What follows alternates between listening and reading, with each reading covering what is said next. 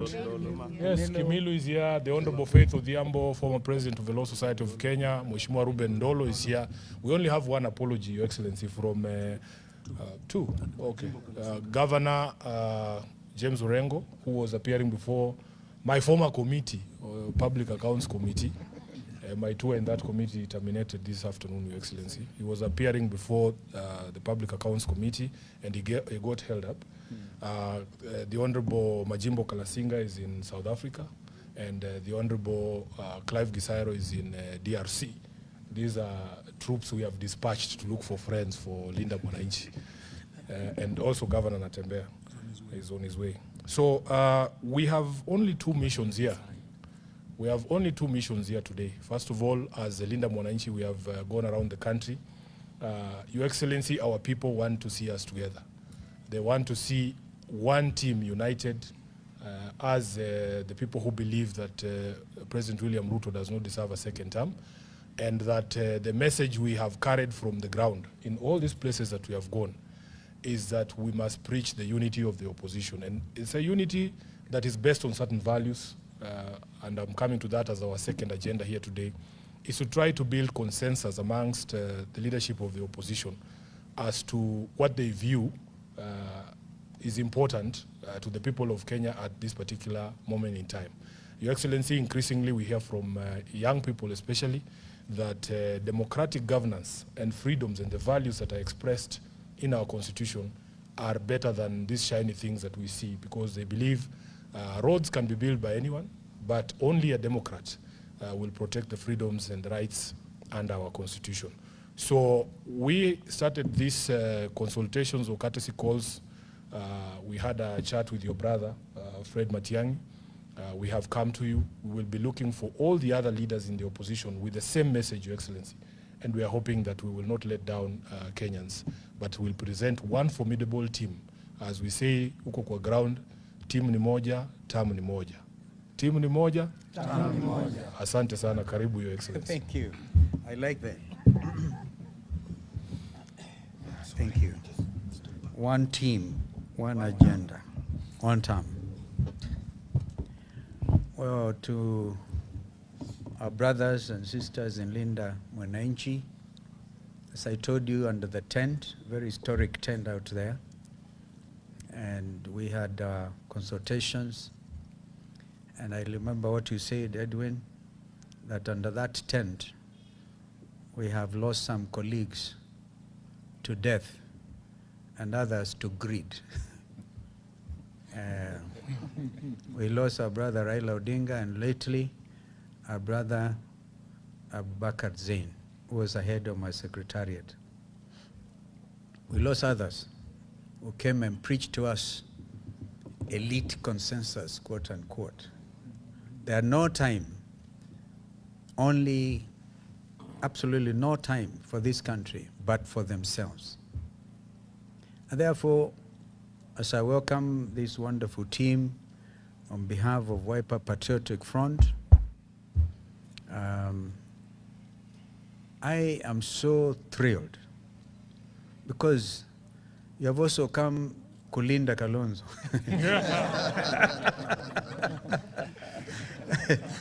Because I'm under attack, a terrible attack, that I met William Ruto yesterday, even this morning.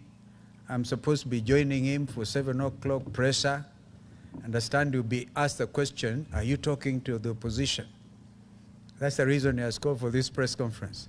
So that we are talking to all of them, including Kalonzo. Umekuja kunilinda kweli.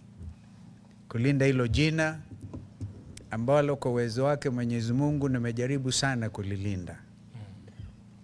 Wakati wa kulinda katiba, kulinda utu wetu kama wananchi, the right to a free democratic society is clearly enshrined in our Constitution 2010.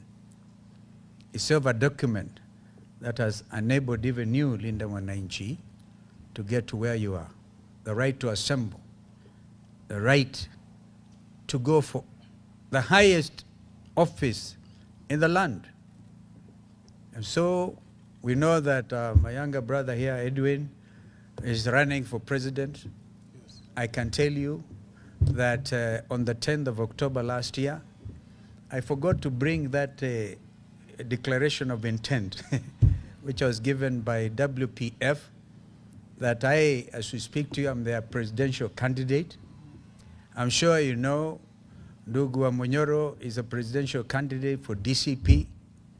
I'm sure you know that my brother Eugene Wamalwa is a presidential candidate for DAP. I'm sure you know when we went for PLP, our sister, my twin sister, Mother Karua, is a presidential candidate for PLP. Tumeenda kuwinda. Ukiwinda, hamwezi kupitia njia moja kama ni adui sampli hii ya William Ruto. Napitia routine na ile ingine, but we want to assure Kenyans that we are going to unite. We have no option.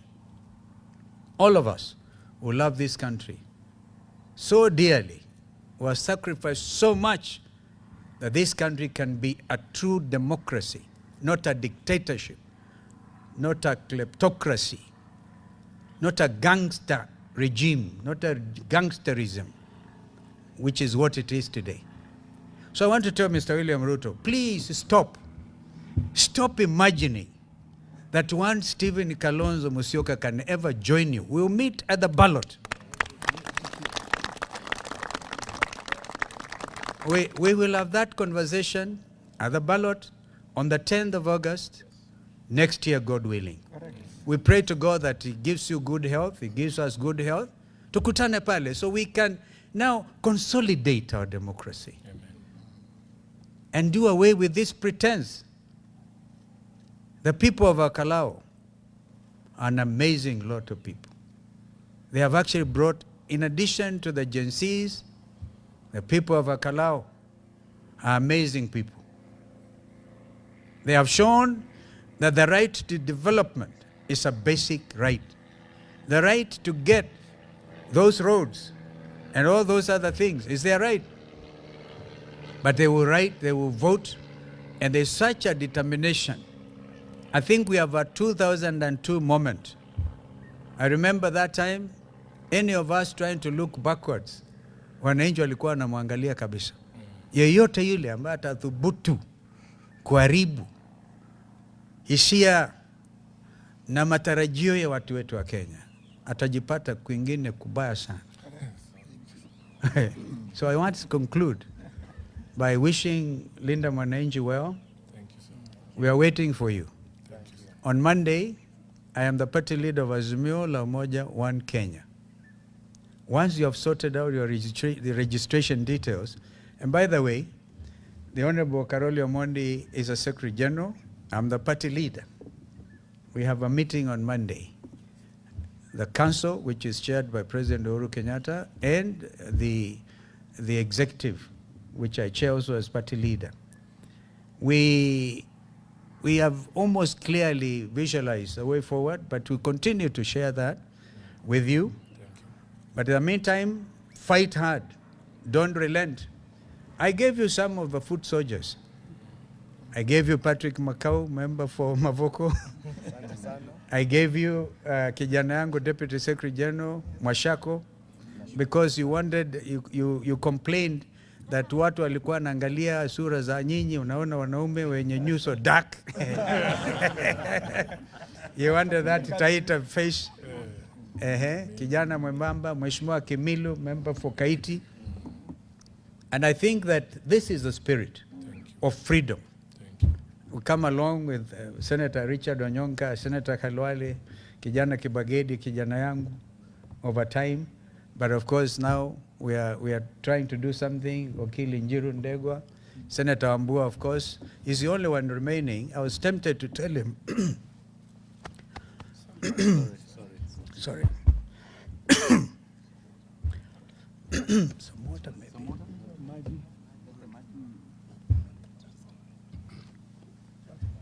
Sorry.